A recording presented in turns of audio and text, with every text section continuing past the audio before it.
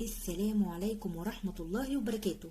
النهاردة إن شاء الله جاية لكم بمنيو أكلات الأسبوع، كلها أكلات في منتهى الجمال وتحفة ما شاء الله.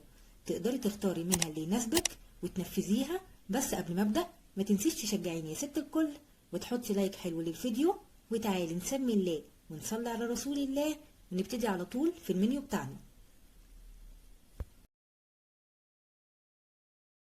الوصفة الأولى معايا هنعمل شوية ممبار زي العسل، ريحتهم وطعمهم يجننوا بجد، حاجة كده تشرفك لو عملتيه في أي عزومة.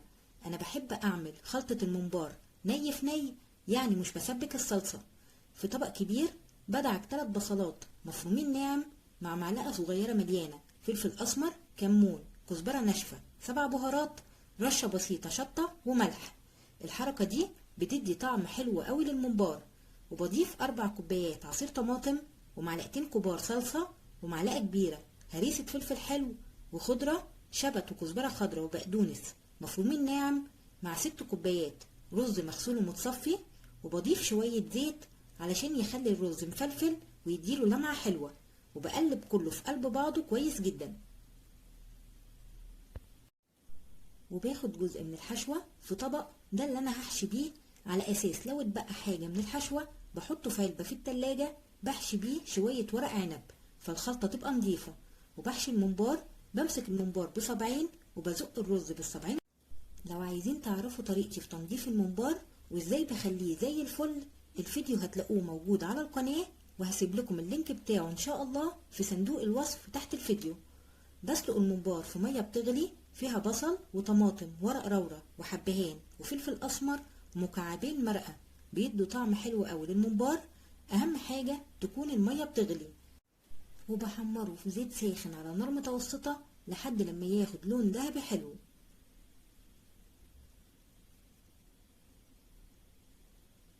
وبحمر على قد الكمية اللي انا محتاجاها، والباقي بحطه في التلاجة، وقت ما اكون محتاجة بطلعه على طول واقليه.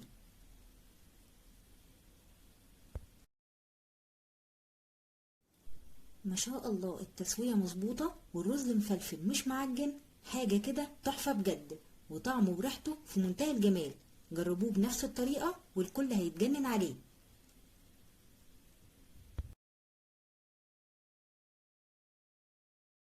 الوصفة اللي معايا بعد كده هقولك على احسن طريقة تعملي بيها الكوارع، والكل هيسألك على طريقتها.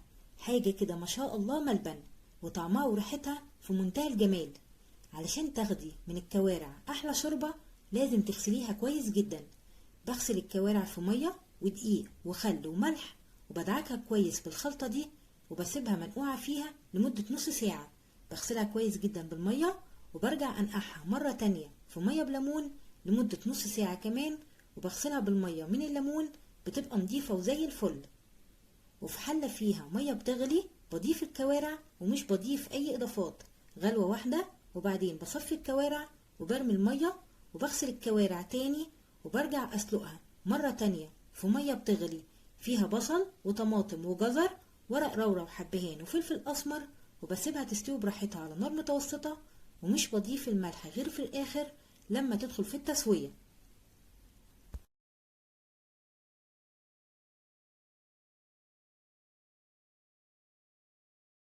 وبعمل لها تسبيكة، بشوح معلقة كبيرة من الثوم المفروم في معلقة كبيرة من السمنة وشوية زيت، يدوبك الثوم يصفر.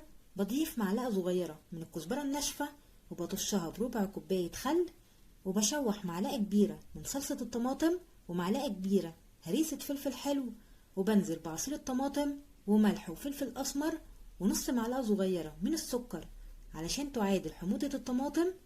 وبضيف كبشتين من الشوربة، ونراعي ان الشوربة فيها ملح، وبسيبها لحد لما تتسبك. بضيفها على الكوارع وبدخلها الفرن تحت الشواية. ما شاء الله تبارك الرحمن، الكوارع دايبة ومستوية روعة بجد. جربي الكوارع بطريقتي وهتعجبك جدا ان شاء الله.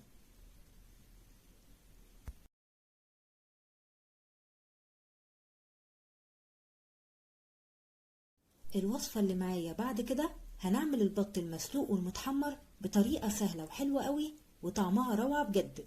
معايا هنا بطة متنضفة ومغسولة كويس جدا في مية ودقيق وخل وملح، وبسيبها منقوعة في الخلطة دي لمدة نص ساعة.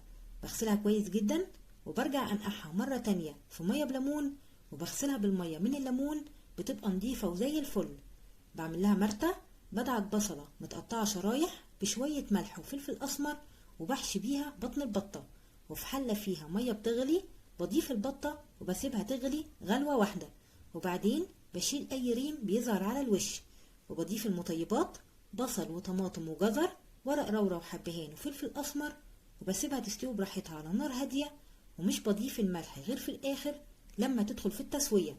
بعد كده بحطها في صينية وبدهنها بمعلقة كبيرة من الصلصة مع شوية زيت ورشة ملح وفلفل أسمر، وبدهن البطة بالخلطة الحلوة دي من جميع الجهات، وبدخلها الفرن تحت الشواية لحد لما تحمر. وقدمت معاها شوية محشي كرنب بخلطته الجبارة اللي هتخلي ريحته تجيب لآخر الشارع. هتعملي شوية محشي الكل هيحكي ويتحكى بيه. بشوح بصلتين كبار في معلقتين كبار من السمنة وشوية زيت لحد لما ياخد لون ذهبي.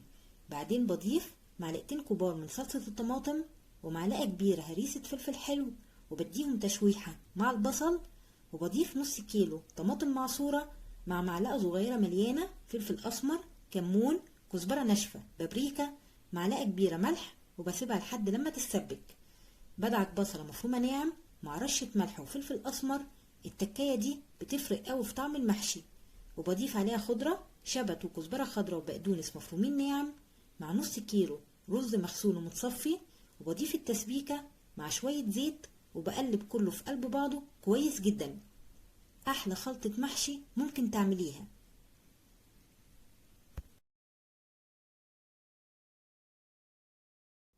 وانا بحب احط في حلة المحشي فلفلة خضراء، بتدي طعم وريحة للمحشي في منتهى الجمال. يا ريت اللي وصل معايا لحد هنا ما ينساش يحط اللايك علشان هو اللي بيرفع معايا الفيديو، ويشترك في القناة فضلا وليس امرا علشان القناة تكبر بيكم بإذن الله.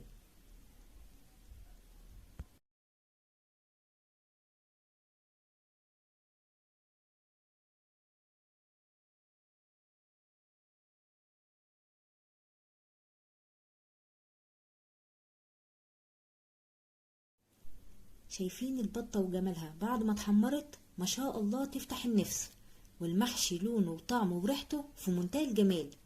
بتمنى تجربوه بنفس الطريقة، ومتأكدة هيعجبكم جدا ان شاء الله.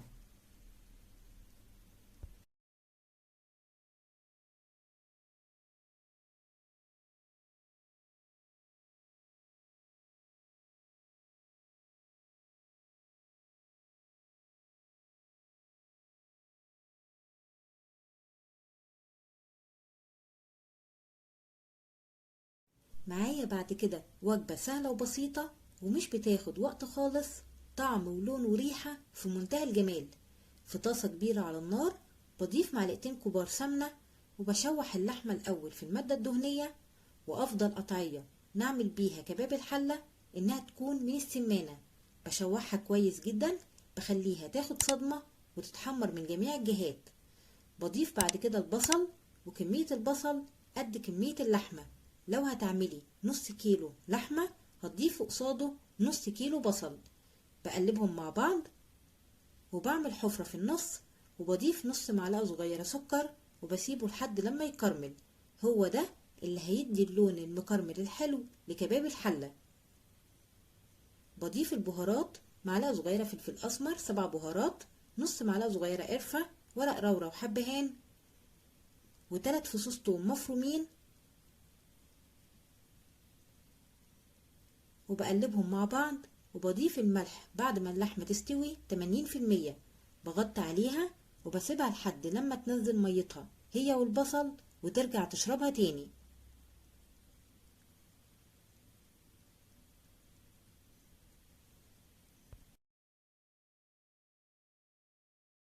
بضيف بعد كده نص لتر مية مغلية وبغطي عليها وبسيبها تاخد وتدي وتستوي على نار هادية والصوص يتقل.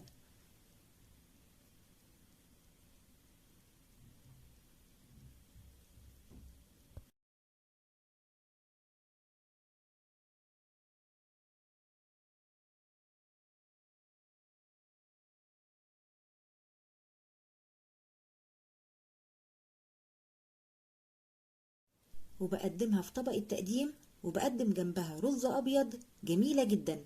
اللحمة مستوية ودايبة ولونها تحفة، والصوص خطير بجد، ما شاء الله تبارك الرحمن، في منتهى الجمال.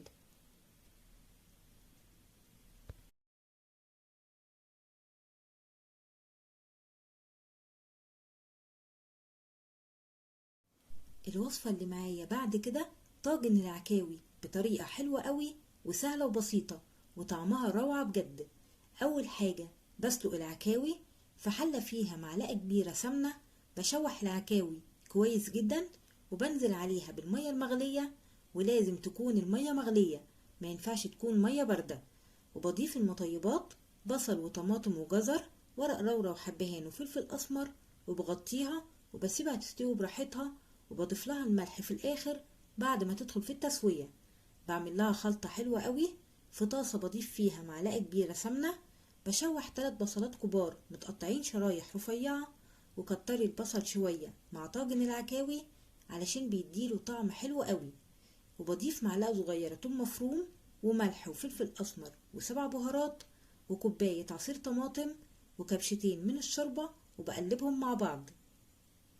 وبضيف معاهم بطاطس متقطعة مكعبات محملة، وبضيف العكاوي بعد ما استوت 90%، وبسيبهم ياخدوا من طعم بعض الأول، وبحطها في صينية وبغطيها بورق فويل، وبدخلها الفرن تكمل سواها هي والبطاطس، وبعدين بشيل ورق الفويل وبديها وش تحت الشواية.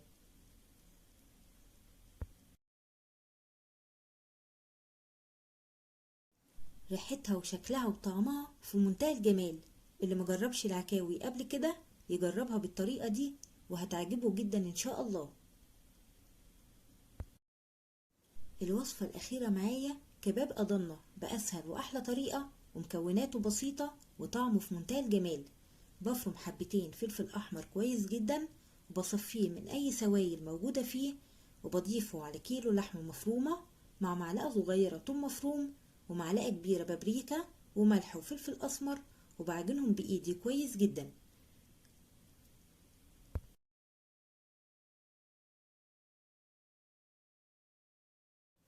وبشكلها على اسياخ خشب، وبسيبها في التلاجة لمدة ربع ساعة. برصها على شبكة تحتها صينية، وبدخلها الفرن على حرارة 180، وبقلبها من جميع الجهات كل شوية. وقدمت جنبها سلطة وعيش، ممكن تقدمي معاها رز مبهر، جميلة ومستوية وطرية في منتهى الجمال. جربوها بنفس الطريقة، ومتأكدة انكم هتنسوا اي طريقة كفتة عملتوها قبل كده. وبكده المنيو يكون انتهى. بتمنى يكون عجبكم ونال رضاكم، وما تنسوش تحطوا اللايك، واشوفكم على خير في فيديو جديد. استودعكم الله الذي لا تضيع ودائعه، والسلام عليكم ورحمة الله وبركاته.